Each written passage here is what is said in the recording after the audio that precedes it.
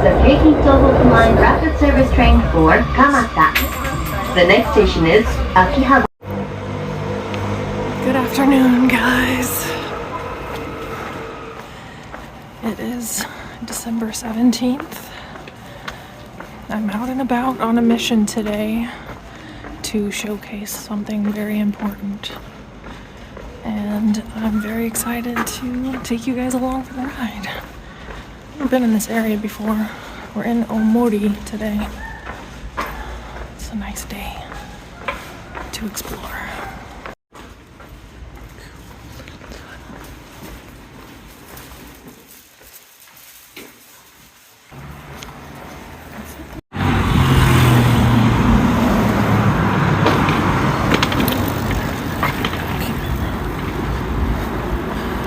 We are walking. I just got off the train from Ueno Station. Train ride's about 10 minutes, somewhere around there. 9 stops, not too bad. Very accessible from central Tokyo, where we're headed right now. Beautiful foliage going on. Look at these wonderful colors. It looks like fall out, but it's actually quote unquote winter, believe it or not. I feel overdressed in my sweater pants and my hoodie, as it is very temperate outside. Nice, lovely breeze. Beautiful day. Pretty flowers.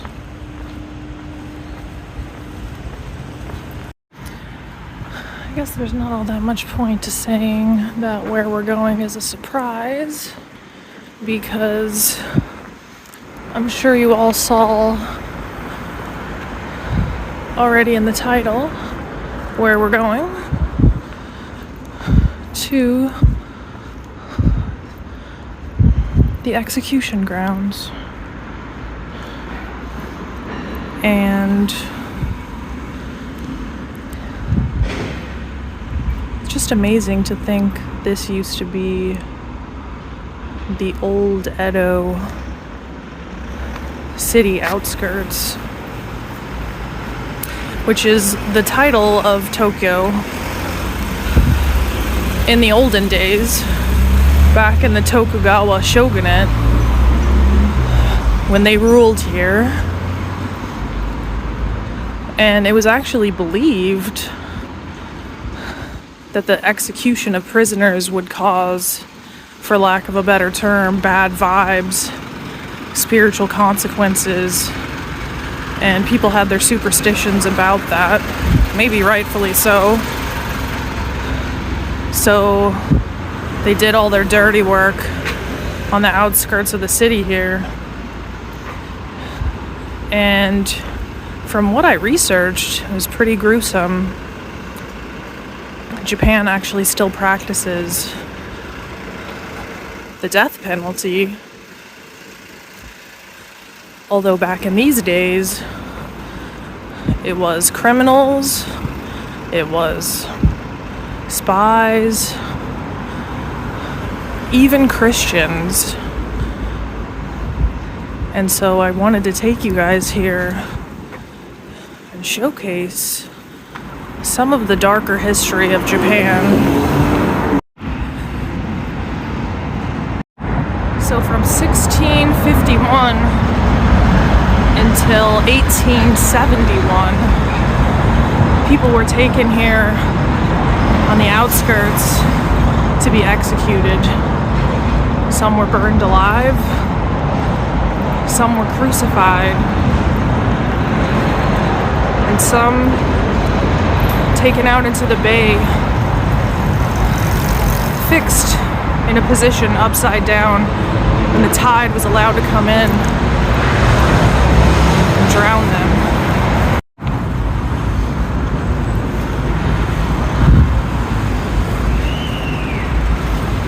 So here we are. It's a very small area of the town.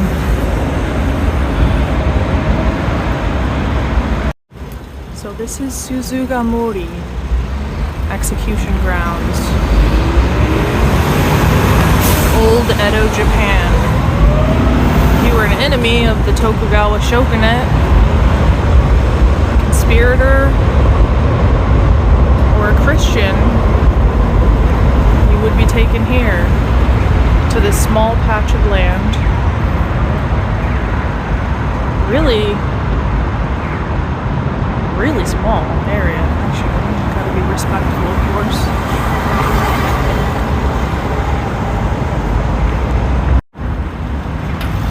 As you can see, the site of execution ground located from 1651 in the south of Shinagawa-shuku along the Tokaido Highway. 72 meters in frontage, built next to the ground,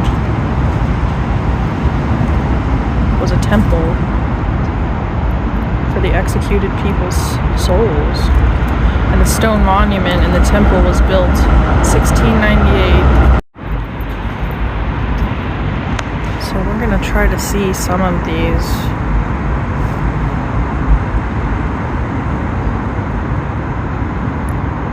There's a shrine over here to commemorate the people who were killed. So number one, right over here actually, let's try to see if we can find it, where prisoners were burned alive. Let's go try to find number one. They're selling incense here for the dead. This spot, people were burned alive here. This is where they would put the post in the ground. And I can tell you, there's some serious vibes going on here. It's hard to explain how it feels standing here next to the hole where stakes were placed. People were burned alive. 100,000 people were executed here. Many of them innocent of any crime. Some of them, I'm sure, guilty of crimes. It just feels incredible. Fruit offerings for the dead. There's incense burning. In this place, a stake was placed. People were stabbed to death with long spears.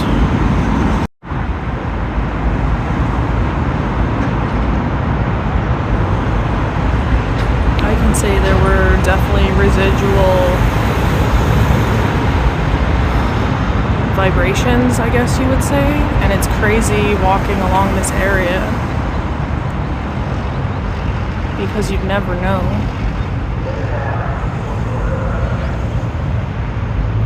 How crazy is it that this large orange tree would blossom right alongside such a site, giving life to the new area, giving freshness and growth to a place that was once completely haunted with death. You can feel it. You can feel it, definitely. So inscribed here is a memorial to this area, and it's a Buddhist mantra, changing one's karma and devoting yourself to a life of Buddhism and principles. So I do not want to recite the mantra, as I am not Buddhist myself, but that is one big piece of granite. Behind me here is actually the temple that's built on the former prison grounds where they would keep prisoners leading up to their execution here on the grounds.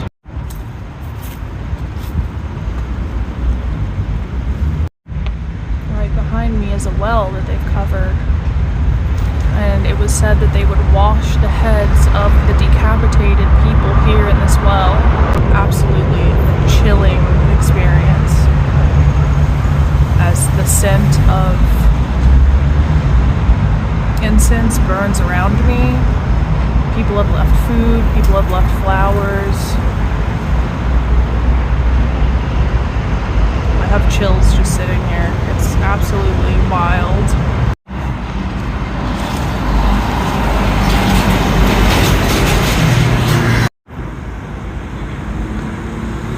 Right alongside the road with all this bustling traffic, it's hard to believe.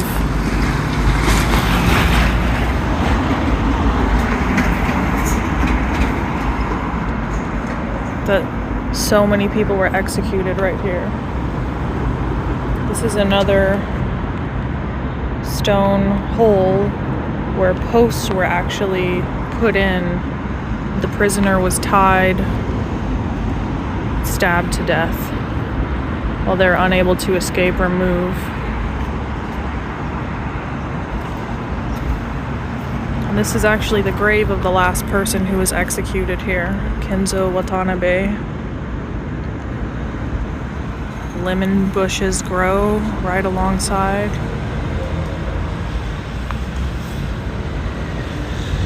(1871) was when the last person was executed here. It's really not a very big area. I'm gonna see if we can go into the temple there.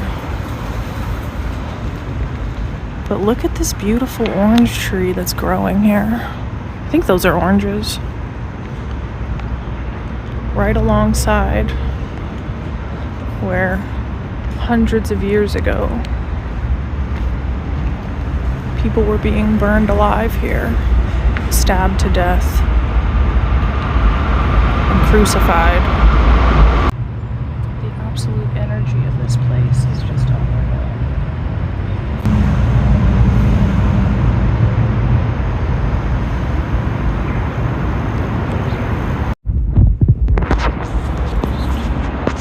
I think the actual temple is closed,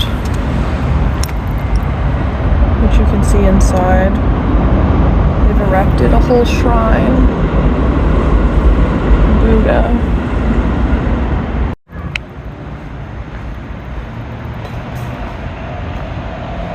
Feels very, very dark, very sad and heavy. Just behind me you can see the highways, the bustling city. Back in the day though, this would have been a very different part of town. This would have been empty and out of the way for the normal person to see. This was only supposed to be for people to see as they entered Old Edo.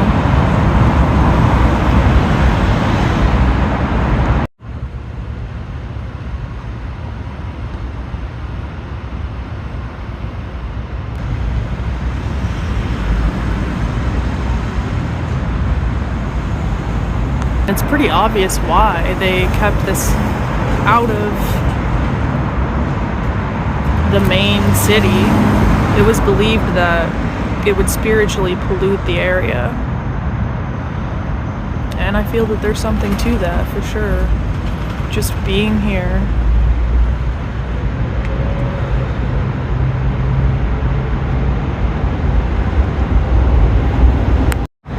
So that's it. That's Suzugamori. My next stop is the Meiji University Museum. We're gonna go and see some of the mechanisms they used to use to torture people back in the olden days. Right here in Tokyo. Let's go check it out.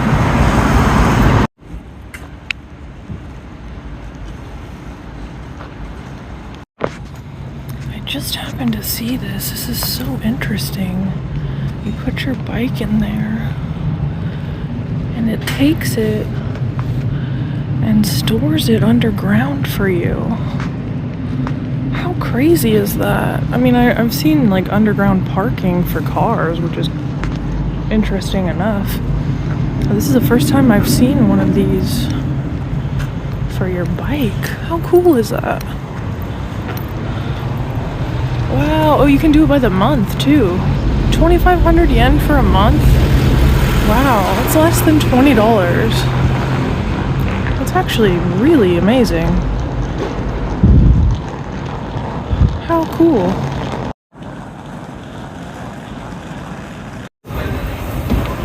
Honestly, I feel like the further away I get from this town, the better. I really want to get out of here.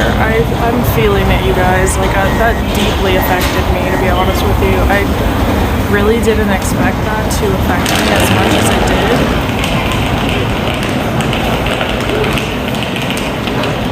Let's get out of here. And let's remember the people who died there, the innocent ones who did nothing wrong,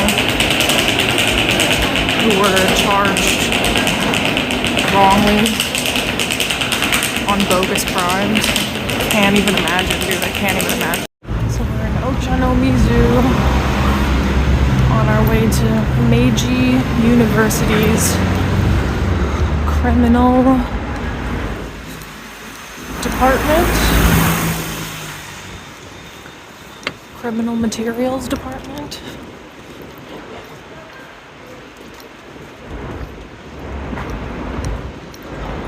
Japan has a long history of executions and actually still practices capital punishment to this day. You may not know this, but criminals are hanged in Japan, and something like 15 people a year are executed still to this day. But the last person who was executed in Japan was a gentleman whose name I forgot. I will put his name on the screen. He was convicted of a stabbing killing spree where he murdered 7 people. And the whole thing was quite public. He had made posts online. So yeah, pretty interesting. And that was only 3 years ago.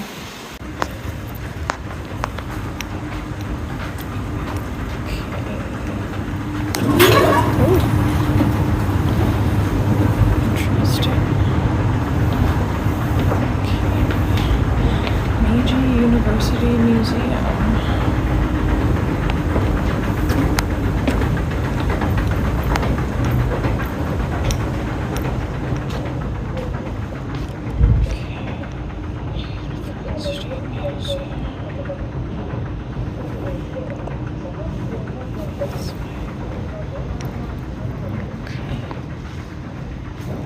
Cool.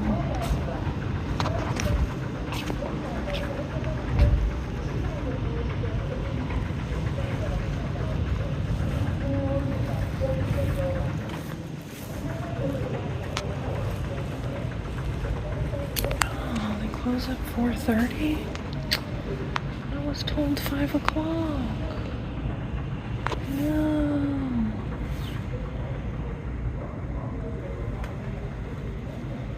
Maybe it's a different exhibition.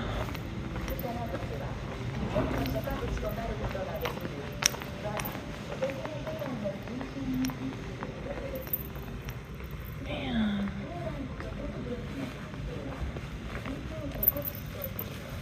I got here on time. I really have to come a different day.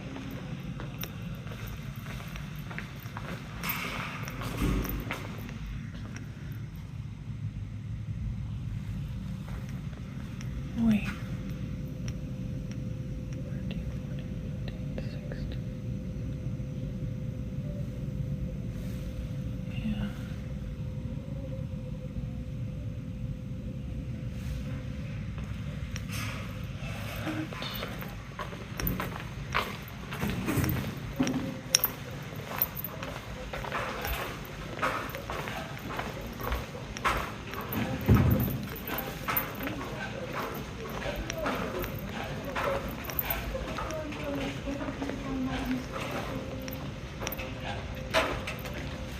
sumimasen. Hakabutsukan wa gojimasu. Hey guys, we're in. They're technically closed, but I was able to talk to the people and they said I can come in to film. Yes. This is really all I'm interested in. The criminal materials. Let's go.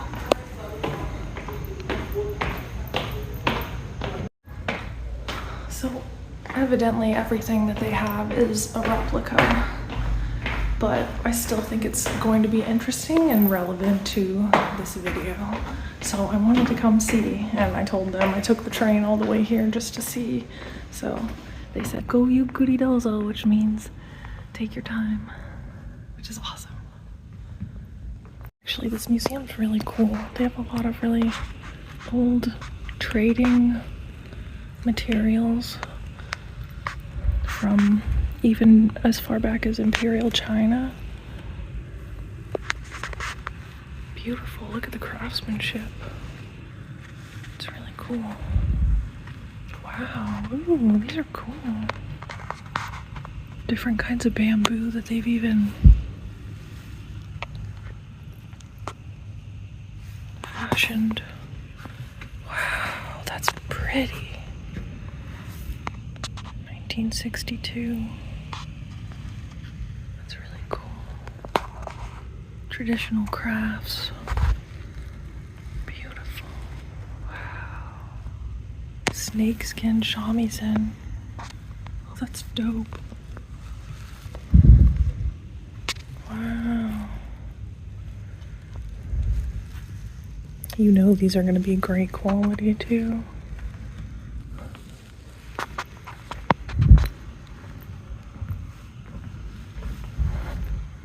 I don't want to keep them because I know they're actually technically closed. I feel like they're not even supposed to be in here. Is this the criminal materials department? Oh, here we go, yeah. Investigation and arrest. What? So you can see they actually captured people.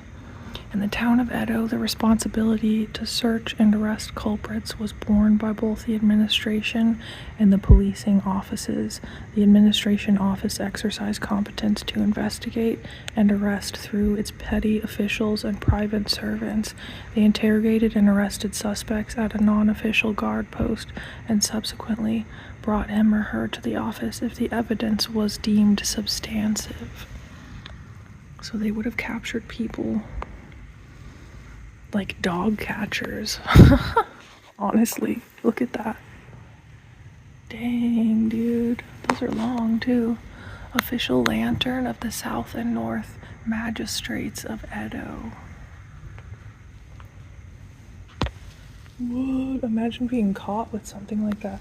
Sleeve entangler. Oh, because they had those long sleeves back there. Goad. Oh, dude. Iron ring stick, police pole, U-shaped military fork. I don't know about you guys, I wouldn't want somebody coming after me with one of those. Arrest with various instruments. Arrest with ladder.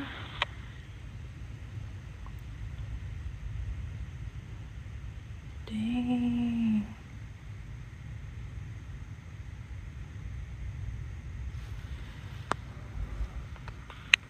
Definitely would not be a fun time if you're a criminal back in the Edo days.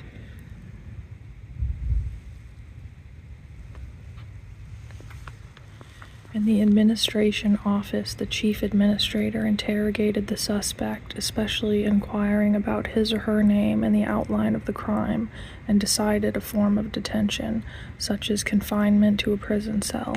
Under detention, the petty officials commenced a more substantive investigation. Prison cells usually served as temporary facilities until the punishment was decided.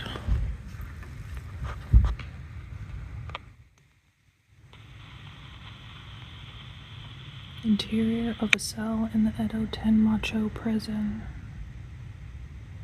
He's just going ham on that guy.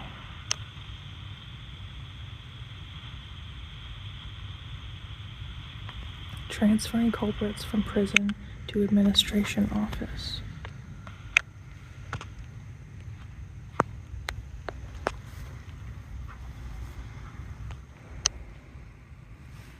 Whoa, dude, this is crazy. Interrogation. The interrogation would end if the suspect confessed to the crime and the record of the statement was given. The law under the Tokugawa shogunate, the central government of the Edo period, permitted torture if the suspect did not confess. However, torture was rarely chosen as the instrument of interrogation because it was viewed as a sign of incompetency of the officials.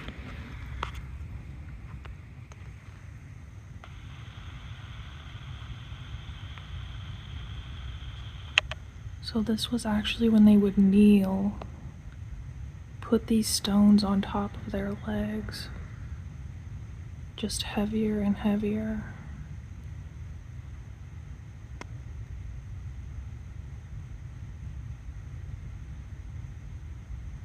Doesn't look like very much fun.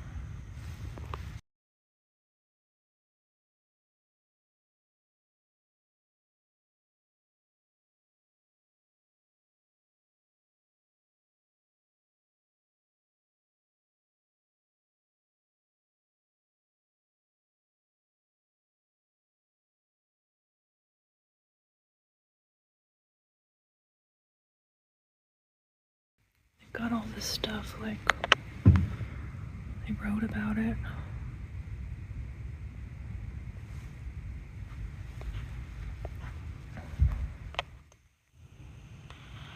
There was no separation of powers during the Edo period, therefore the judicial process was operated by the executive power.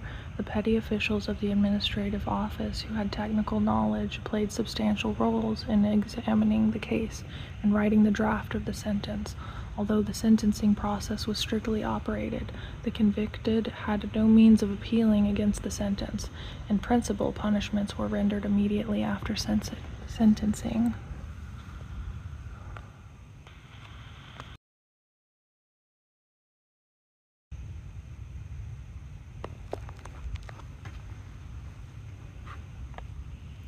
Old school handcuffs. Woo, this looks pretty intense. Okay. So, punishment. The punishments imposed under the Tokugawa shogunate's laws generally included haritsuke, crucifixion, gogumon, gibbet of head, into, exile to island, tsuiho, exile from place of residence, and kinshin, house arrest, as the basic punishments. The laws also defined specific punishment, such as engraving with tattoo for individual crimes like theft. Some punishments were executed before the public in order to deter crime and to demonstrate power.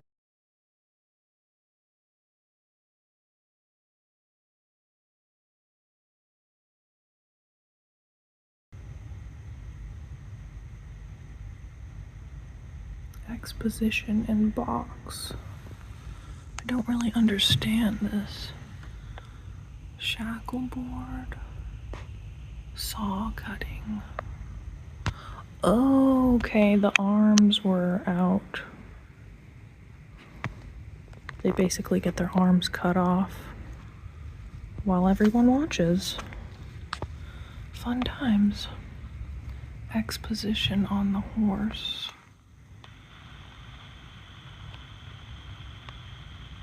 Don't really understand what's going on there.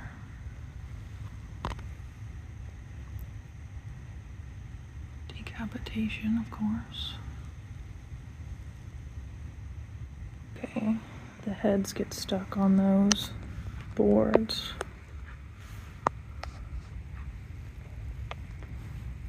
This would be for crucifixion. So this would be what they put in that stone hole we saw earlier. Either this one or this one, where the convicted would be tied and burned alive.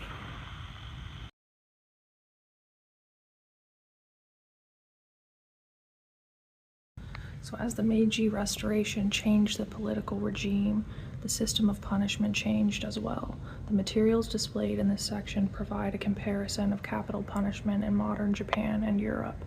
In Japan, the Penal Code, which was enacted in 1882, unified the ways of the death penalty into hanging. This is a Japanese hanging pillar. They would remove one by one these boxes.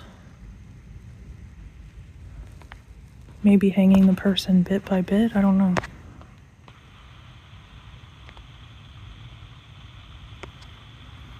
This would be a model of a more typical hanging practice. Scaffold.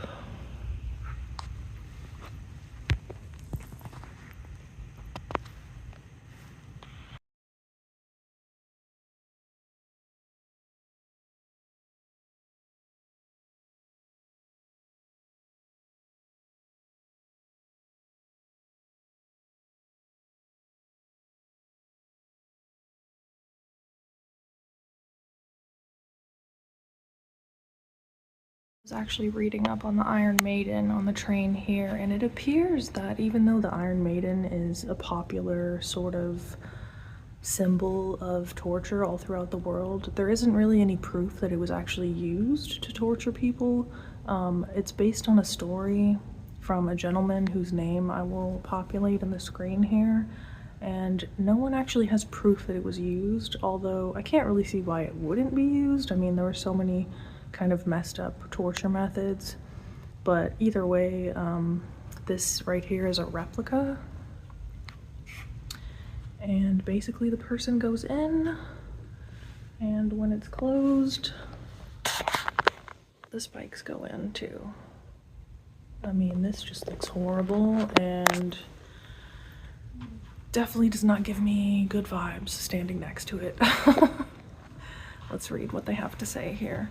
The displayed Iron Maiden is a replica made in Japan in 1932. Its supposed model, the Iron Maiden of Rothenburg, exhibited in the Medieval Crime and Justice Museum, did not originally contain the iron spikes that now occupy its interior. Those are said to have been added later. Current studies claim that the Iron Maiden was used as an instrument for public humiliation. Yeah, so maybe it didn't actually have spikes to begin with, and those were just added later to make it look more nefarious. Because when you think of humiliation, you don't think of being put in a tube made of iron and stabbed to death. I mean, that's just straight up execution. So in the era of enlightenment in Europe, the ideas for punishment were radically transformed. In his influential work published in 1764 On Crimes and Punishments, Italian jurist Cesare Beccaria advocated the abolition of torture and capital punishment. In 1789, the French physiologist Joseph Ignace Guillotine, in opposition to brutal and discriminative punishments meted out according to social positions, proposed the use of an instrument of decapitation for all condemned equally. As you can see, this thing is pretty big. Honestly, very gigantic. And this is a reproduction as well, but we know for a fact that this is a real method that was used. Ironically, though, not used here in Japan. So it's interesting that they would have these implements here because Japan never used the guillotine. Still absolutely fascinating pieces of history and creepy. This thing is creepy. Okay, that's it. We did it. Saw everything worth seeing, I think. Not arigatou gozaimasu. God bless that guy. He was awesome. Wow, that was really cool. It was worth the train ride out here. I took the train for like 35 minutes or something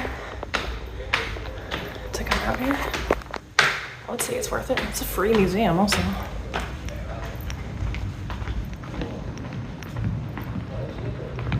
Okay, crossing through the rope. Cool. I'm gonna see what else is in this area. Maybe I can scrounge up some food or something. But that was an awesome experience. Shout out to the museum employees that let me in, even though I didn't realize they closed at 4:30. It said 5 on the Google Maps. Be careful with Google Maps, man. They lie sometimes. Sometimes also things say that they close at 5, but they'll close it up early, you know, because they want to go home and stuff. Okay, as you can see, Meiji University, Ochanomizu. I would recommend it. So I think that was a pretty cool little exploration we just did. You know, I like seeing different hidden aspects of a country's past, and this is the kind of stuff that I like to do. I like to go to lesser known areas and kind of seek out maybe the more macabre type things, but also just the more interesting type things, because my feeling is that you can go to a place and see all the touristy things. You know, we can go to Akihabara, we can go to Shinjuku and Shibuya and all of the typical places that people go, but I really like seeing the hidden history of places, and I like seeing things that are more mysterious and just off the beaten path that you wouldn't know specifically to go to. So I appreciate you guys coming along and just experiencing a different part of Japan. I would recommend coming and seeing these spots, man. I mean, that first location really had a huge impact on me. I have never seen anything like that before. I've never been to an execution ground, and the fact that something like that exists here in Tokyo, with all of the hustle and bustle around, with cars and people on their way to work and school just like walking by, is really crazy. I don't know, man. I really kind of got emotional seeing that, and it makes me super grateful. It puts things into a lot of perspective, and I think that it's worth seeing just so you can kind of get a piece of that history. You know, every single place has a past, and I think when we look into the past, it helps us to be able to exist and have a peaceful future where we learn from that time. You know, times change and cultures change, but it doesn't erase the past, and I think doing homage to those pasts and commemorating the people, yeah, I think it was a really amazing experience that I would recommend in a lesser known part of Tokyo that I would say you definitely have to check out if you come here.